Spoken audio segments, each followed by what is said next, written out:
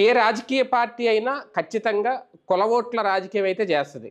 అందులోకి BC vote bank కోసం చేసే రాజకీయాలు అన్ని పార్టీలు కూడా ముందుంటాయి. ఆ పార్టీ ఈ పార్టీ అని కాదు. ఇప్పుడు ఆ తరహా రాజకీయం భారతీయ జనతా పార్టీ కూడా చేస్తుందా? అందుకు కీలక వ్యక్తుల్ని ఆహ్వానిస్తుందా? ఇందులో భాగంగానే ఆర్ కృష్ణయ్య రాజీనామా తర్వాత ఆయన ఒక పక్క కాంగ్రెస్ నాయకులు ఆహ్వానించారు అనేది, భారతీయ జనతా పార్టీ ఆహ్వానించింది అనేది, ఆయనకి ఏదో పెద్ద పెద్ద పదవులు ఇవ్వబోతున్నారు, దాంతో బీసీ ఓట్ బ్యాంక్ని తమ వైపు తిప్పుకునే ప్రయత్నం మొదలుపెట్టింది భారతీయ జనతా పార్టీ కూడా. ఒక రకంగా సంక్షోభాలను కొన్ని సంక్షోభాలని అవకాశాలుగా మలుచుకోవడంలో మీవే దిట్టని టీడీపీ చెప్పుకుంటూ ఉంటుంది. ఇప్పుడు ఆ దారిలోకి భారతీయ జనతా పార్టీ కూడా వస్తుందా అనేది ఇక్కడ ప్రధానమైన చర్చ. అసలు ఆర్ కృష్ణయ్య ముందు రాజీనామా చేయనన్నారు, జగన్ వెంటే ఉంటాను, వైసీపీలోనే ఉంటాను అని చెప్పిన వ్యక్తి సడన్గా తీసుకున్న నిర్ణయం వెనక కారణం ఏంటి? నిజంగా బీజేపీ వ్యూహం ఉందా? ఇదే అంశం మీద చర్చించే ప్రయత్నం చేస్తారు. సార్, భారతీయ జనతా పార్టీ అంటే ఇక్కడ తక్కువ అంచనా వేయాలని ఏం కాదు, కాకపోతే సంక్షోభాన్ని అవకాశాలుగా మార్చుకోవడంలో, లేదంటే రాజకీయ వ్యూహాలు వేయడంలో తాను కూడా ఏం తక్కువ కాదు అని అనిపించుకుంటుందా? నిజంగా కృష్ణయ్య రాజీనామా వెనక బీజేపీ ఆఫర్ ఎంతవరకు ఉందని అనుకోవచ్చు?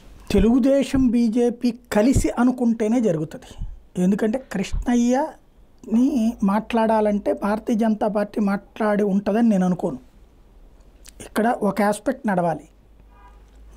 రాజ్యసభలో ఆంధ్రప్రదేశ్ నుంచి మొత్తం వైఎస్ఆర్ కాంగ్రెస్ పార్టీ వాళ్ళే ప్రాతినిధ్యం ఉన్నారు. జనసేనకి లేదు, తెలుగుదేశం పార్టీ ప్రాతినిధ్యం కోల్పోయింది. కాబట్టి తెలుగుదేశం జనసేనలతో పాటు భారతీయ జనతా పార్టీ కూడా పొత్తుంది. కాబట్టి ఇక్కడ ఓ ముగ్గురుతో రాజీనామా చేయించి ముగ్గురు 3 సీట్లు తీసుకోవాలని ఏమన్నా అనుకున్నారా? తలా ఒకటి. అందులో భాగంగా ఇప్పుడు ముగ్గురు రాజీనామా చేశారు కాబట్టి ముగ్గురికి 3 వస్తాయా? ఇది ఒక ఆస్పెక్ట్. అది రేపు పొద్దున ఇవ్వబోయే సీట్లను బట్టి తెలుస్తుంది. ఇది తెలుగుదేశం ప్లానా, ఇది ఉమ్మడి ప్లానా అన్నటువంటి. భారతీయ జనతా పార్టీ అగ్రనాయకత్వాన్ని ఒప్పించి మేము సీట్లు బలపరుచుకుంటున్నాం అనుకుంటే ఈ 3 సీట్లు తెలుగుదేశమే తీసుకోవాలి.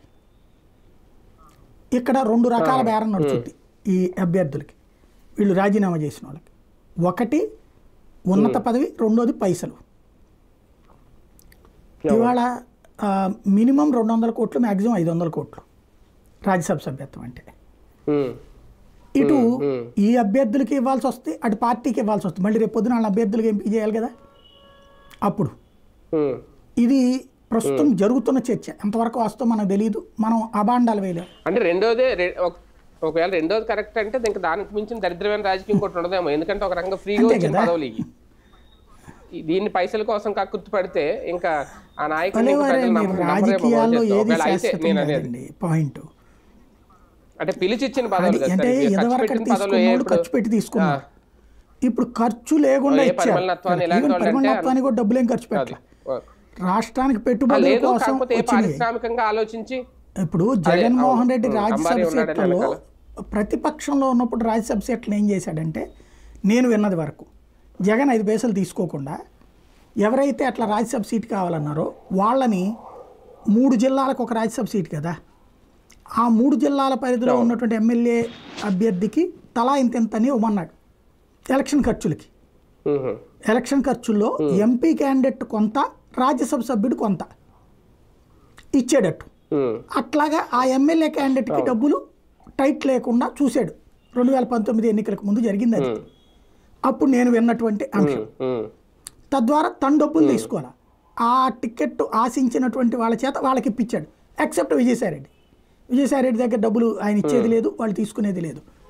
మిగతా వాళ్ళ చేత అట్లాంటివి చేయించాడు. అప్పుడు అలాంటిది ఇప్పుడు వేమిరెడ్డి కూడా అంతే కదా. అప్పట్లో వేమిరెడ్డికి రాజ్యసభ అయినా కూడా ఆ కోణంలో వచ్చిందే కదా ప్రాక్టికల్గా. అయితే తర్వాత 2019 తర్వాత వచ్చేటప్పటికి మన చేతిలోనే పవర్ ఉన్నప్పుడు ఒక దాన్ని ఏమంటారు, నైతికత పాటిద్దామని భావించాడు అని నేను విన్నా. వీళ్ళు ఎవరి దగ్గర డబ్బులు తీసుకోలేదని నేను విన్నా. ఏమన్నా అయితే గీతే తీసుకుంటే బేదమస్తానరావు దగ్గర తీసుకోవాలి, ఎందుకంటే అతను డబ్బులు ఉన్నాడు కాబట్టి. కృష్ణయ్య డబ్బులు ఇచ్చే రకం కాదు, ఇస్తే తీసుకునేటటువంటి పరిస్థితి. రెండవది విజయసాయిరెడ్డి దగ్గర డబ్బులు తీసుకునేది ఏముండదు. జగన్మోహన్ రెడ్డి, వైవి సుబ్బారెడ్డి దగ్గర డబ్బులు తీసుకోవడం ఏముండదు. అట్లాగే గొల్లబాబురావు దగ్గర డబ్బులు తీసుకుంటారని నేను అనుకోను. మోపిదేవి వెంకటరమణ, సుభాష్ చంద్రబోస్ దగ్గర డబ్బులు తీసుకుంటారని నేను అనుకోను. కాబట్టి అవును. ఎక్కువగా డబ్బులు తీసుకోకుండానే ఇచ్చాడు. అధికారంలోకి వచ్చాక డబ్బులు తీసుకుని ఇవ్వాల మ్యాక్సిమం. ఒక్క వేదమస్తాన్ రావుదే డౌట్ నాకు. అతను ఏం మాట్లాడలేదు కాబట్టి, ఈవెన్ బయటికి వెళ్ళిన తర్వాత ఆయన మాట్లాడాలి కదా, మాట్లాడలేదు కాబట్టి అవును. ఒక డౌట్ ఉంది. రెండవది మేబీ ఇప్పుడు డబ్బులు సంపాదించుకుందామని ఏమన్నా అనుకున్నాడా లేదా ఒత్తిడికి తలొగ్గాడా తెలియదు. ఎందుకంటే అతనేమి మామూలు బిజినెస్ మ్యాన్ కాదు, చాలా డబ్బు ఉన్నాడే. అయితే తెలుగుదేశం నుంచి వచ్చినాడు అతను. అవును. తెలుగుదేశం నుంచి వచ్చాడు కదా అని చెప్పి సీట్ ఇవ్వకుండా ఆపలేదు అతనికి, రాజ్యసభ సీట్ ఇచ్చాడు. అవును. ఇటు కృష్ణయ్య అయినా తెలుగుదేశం మనిషే కదా ఇదివరకు, అయినా ఇచ్చాడు. అట్లాంటిది ఇచ్చుకొచ్చారు. అది దుర్వినియోగం చేసుకున్నారా సద్వినియోగం చేసుకున్నారా అంటే వ్యక్తిగతంగా చూస్తే సద్వినియోగం చేసుకున్నట్టు, ఆర్థికంగా సెటిల్ అవ్వటం. అదే సందర్భంలో దుర్వినియోగం చేసుకోవడం అంటే నీ చేతిలో ఒక రాజ్యసభ సభ్యత్వం చేతిలో పెట్టుకుని బీసీలకు సంబంధించి నువ్వేం చేసినా కాదనేది ఎవడు? ఒక పార్టీ ముద్ర వలన నన్ను వైసీపీ అని చెప్పేసి దూరం పెడుతున్నారంటే, వైఎస్ఆర్ కాంగ్రెస్ పార్టీ ఇక్కడ ఇట్లా దేశంలోనే ఫస్ట్ టైము 50% కార్పొరేషన్ పదవులన్నీ ఇచ్చింది. ఇదే విధానం దేశం అంతా అమలు చేయాలనే కదా నువ్వు అడగాల్సింది. నువ్వు చెప్పుకోవడానికి సగర్వంగా చెప్పుకోవచ్చు కదా, ఇదిగో రాజ్యసభలో ఇట్లా ఇచ్చారు, 50% వచ్చిన వాటిట్లలో 4 సీట్లు ఇచ్చారు, అట్లాగే దీంట్లో ఇచ్చారు, ప్రతి దాంట్లో ఇచ్చారు, ఎమ్మెల్యే సీట్లు బీసీలకు ఎక్కువ ఇచ్చారు, ఓసీ సీట్లలో కూడా బీసీ సీట్లు ఇచ్చారు, ఎంపీ సెట్లో కూడా బీసీ సీట్లు ఇచ్చారు, మేము అనుసరిస్తున్న ఫార్ములా దేశమంతా ఫాలో అవ్వండి అని చెప్పేటటువంటి సగర్వమైన అవకాశం కదా తనకు లభించింది.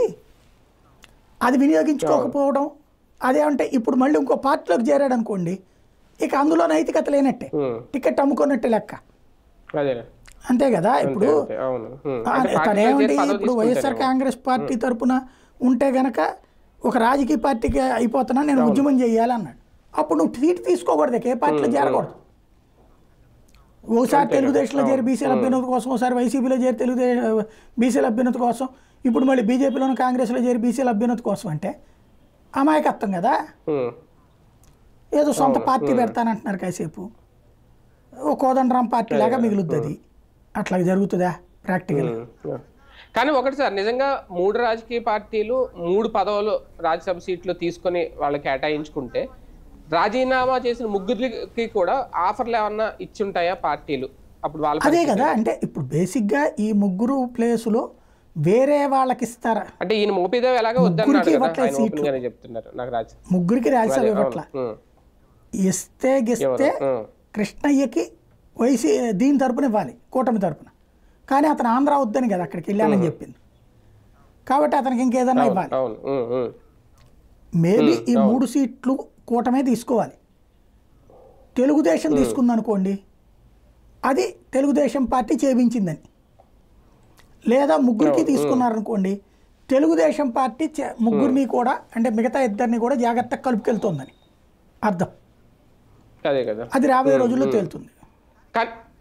కానీ ఇక్కడ ఆర్ కృష్ణయ్య విషయం చూసుకుంటే బీజేపీ కాంగ్రెస్ రెండు కూడా తమ వైపుకు తిప్పుకోవాలి కృష్ణయ్యని, అది కూడా తెలంగాణలో, నేను ఇక్కడ కాదు, తెలంగాణ బీసీ ఓట్ బ్యాంక్ కోసం. ఎందుకంటే భారతీయ జనతా పార్టీ ఎలాగ బీసీ ముఖ్యమంత్రి నినాదం ఉంది కాబట్టి ఆ లెక్కల్లో చూసినప్పుడు ఆర్ కృష్ణయ్యని పిలిచి ఏదో గవర్నర్ పదవి కూడా ఇచ్చే అవకాశం ఉంది అని ప్రచారం జరుగుతోంది. అదే టైంలో ఈయన మల్లు రవి కూడా మాట్లాడారు కాంగ్రెస్ పార్టీలో కూడా ఈయన చేరమంటున్నారు, అక్కడ కూడా ఏదో పదవి రెడీగా ఉంది అనేది తెలంగాణ నుంచి. అంత అవకాశం ఉందా? మోత్పల్లి నరసింహులు గారు గుర్తుకొస్తారు నాకు, పాపం ఆయన ఎన్నిసార్లు గవర్నర్లు చేసినాయో మీడియాలో. అట్లాగే గవర్నర్ పదవులు అక్కడ అంత ఖాళీగా లేవు భారతీయ జనతా పార్టీకి. ఇట్లాగా ఈయన గవర్నర్ పదవి తీసుకుంటే ఇంకేం చేస్తాడు బీసీ ఉద్యమం? ఇంకేం ఉండదు కదా. అట్లాంటి పిచ్చి పని చేస్తారని నేను అనుకోను. ఇక ఈయనకి ఏదైనా అక్కడ ఉద్యమాన్ని పేరు చెప్పి కొంచెం హడావిడి చేయడం జరగాలి. ఎందుకంటే ఇప్పుడు చట్టసభల్లో 33% రిజర్వేషన్ బీసీలకు ఉండాలన్నటువంటి దేశవ్యాప్తంగా హడావిడి చేసుకొచ్చారు ఈయన. ఇప్పుడు అన్ని రాష్ట్రాల్లో ఈ ఛాయిస్ వచ్చేసింది. అన్ని రాష్ట్రాల్లో బీసీ రిజర్వేషన్లు ఉన్నాయిగా, దాంట్లో లేని ఎక్కడ ఉన్నాయి? ఏ రాష్ట్రంలో ఉంది బీసీ రిజర్వేషన్లు? ఎక్కువ ఉన్నాయి ఉన్నాయి కానీ తక్కువ ఉన్నాయి లేవు కదా. చట్టసభల్లో అంటే ఈయన అడుగుతుంది శాసనసభ, పార్లమెంట్లో. దీనికి కనుక ఒకవేళ కేంద్ర ప్రభుత్వం అట్లా చెయ్యదలుచుకుంటే, అంటే బీజేపీ కేంద్ర ప్రభుత్వం కాదు, ఇప్పుడు మహిళల రిజర్వేషన్ 33% ఇచ్చారు కదా, అట్లాగే ఇందులో కూడా 33% రిజర్వేషన్ బీసీలకి అని కనుక కేంద్రం చెయ్యదలుచుకుంటే అప్పుడు ఈయన్ని అస్త్రంగా వాడుకోవచ్చు దక్షిణాదికి.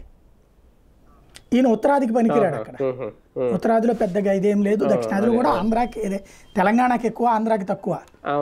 ఏదో పరిచయాలు ఉంటాయి, కాస్త ఉద్యోగ సంఘాలు బీసీ సంఘాలతో మీటింగులకి వాటికి పనికి వస్తారు. కానీ జాతీయ వ్యాప్త ఉద్యమం, జాతీయ నాయకుడు అని ఓకే, మనకు దక్షిణాది నుంచి మనోడు ఆ స్థాయిలో ఉన్నాడు కాబట్టి మనం తక్కువ చేయొద్దు. కానీ అక్కడ ఒక లాలూ ప్రసాద్ యాదవ్ కొడుకులు, లేదా లాలూ ప్రసాద్ యాదవ్, మురళి పేరేంటి, అఖిలేష్ యాదవ్లు, వాళ్ళందరూ కూడా బీసీ నాయకులే కదా. వాళ్ళందరితో సరితూగేటటువంటి స్టేజ్ కాదు కదా జాతీయ స్థాయిలో బీసీ నాయకులు కాన్సెప్ట్లో చూసుకుంటే. కాబట్టి ఇక్కడ మన దక్షిణాది నుంచి ఒక క్యాండిడేట్ పనికి వస్తారు, ఎందుకంటే ఇక్కడ ఇవన్నీ ఇట్లాగున్నారు కదా, రెడ్డి ఇతరత్ర కులాల కమ్మని ఇట్లాగున్నారు కాబట్టి ఇక్కడ ఒక స్టాలిన్ లాంటోడు పనికి వస్తున్నాడు. అక్కడ మన 2 తెలుగు రాష్ట్రాలకి ఈయన పనికి వస్తాడు, 2 తెలుగు రాష్ట్రాలు కూడా పనికిరాడు, తెలంగాణకు పనికి వస్తాడు. ఆ ఆస్పెక్ట్లో చూస్తే బీజేపీ నిజంగా ఎలాంటి వ్యూహాలు చేస్తుందా సార్? బీసీ నినాదం లేదంటే బీసీ నాయకుడు వస్తే పార్టీ బలోపేతం అవుతుందేమో, ఇంకా వాళ్ళు చేయించి ఉంటారా అనేది డౌట్ నాకు. ఇతని కోసం వాళ్ళు అరులు చాచే రకాలేం కాదు, ఈయన వల్ల ఏదో అయిపోతుందని ఫీల్ అయ్యేవాళ్ళు. రాజీనామా చేయను, నేను వైసీపీలోనే ఉంటాను అన్న వ్యక్తి, ఒక బీసీ సంఘానికి సంబంధించిన ఆర్ కృష్ణ లాంటి వాళ్ళు సడన్ గా రాజీనామా, అది రహస్యంగా వైసీపీకి కూడా తెలియకుండా గెజిట్ వచ్చేదాకా తెలియలేదు. అంటే ఖచ్చితంగా సెంటర్లో ఎవరితోనో కాంటాక్ట్ లో ఉన్నారు. అయితే అది వాళ్ళకి సీట్లు ఇప్పించుకోవడం కోసమా, లేదా ఈయనకి లైఫ్ ఇవ్వడం కోసమని నేనైతే అనుకోను. అదే ఎలాగో ఇస్తున్నాం కాబట్టి ఈయనకి ఏదైనా ఛాన్స్ ఇవ్వాలి, చూడాలి అదేం చేస్తారు. ఒకవేళ నిజంగా ఇది బీజేపీ వ్యూహమే అయితే ఇప్పుడు వైసీపీకి థ్రెట్ మొదలైందని అనుకోవచ్చా? భారతీయ జనతా పార్టీ కూడా ఇలాంటి గేమ్స్ మొదలు పెడితే, వైసీపీ ప్రస్తుతం సంక్షోభంలో ఉంది, దాన్ని తనకు అనుకూలంగా అవకాశంగా మార్చుకోవాలనుకుంటే ఇంకా రేపొద్దున బీజేపీ తలుచుకుంటే వైసీపీలో వాళ్ళు 4-5 వెళ్ళిపోతారు ఖచ్చితంగా. సుబ్బారెడ్డి వెళ్ళకపోవచ్చు, విజయసాయి రెడ్డి వెళ్ళకపోవచ్చు, వాళ్ళు కొంచెం మాట్లాడి కన్విన్స్ చేసి ఆగచ్చు. అదే సందర్భంలో మిగతా వాళ్ళకి సంబంధించి డౌట్ ఉంది నాకైతే, వెళ్ళిపోవడానికి అవకాశాలు ఉన్నాయి. అయితే బీజేపీ చెయ్యదు, ఎందుకంటే ఇలా చేస్తే బీజేపీ తీసుకుంటే ఇప్పుడు వీళ్ళకి ముందు తగినటువంటి అమౌంట్ ఏదో సెట్ చేయాలి. అంతంత డబ్బులు పెట్టేవాళ్ళు బీజేపీలో ఉండాలి క్యాండిడేట్లు వీళ్ళకి ఇవ్వడానికి, లేదా వీళ్ళకి ఆ స్థాయి పదవులు ఆంధ్రాలో ఏమిప్పిస్తారు జాతీయ స్థాయిలో ఇవ్వడానికి. ఇంకోటి ఇక్కడ మళ్ళీ తెలుగుదేశం అవసరం ఉంది ఇక్కడ పెద్ద దాంట్లో. రేపు పొద్దున ఎన్నిక జరిగితే తెలుగుదేశం మద్దతుతో కదా వీళ్ళు గెలవాల్సింది రాజ్యసభలో. అంటే భారతీయ జనతా పార్టీ తెలుగుదేశం అనుకుంటే సాధ్యం, జాయింట్గా.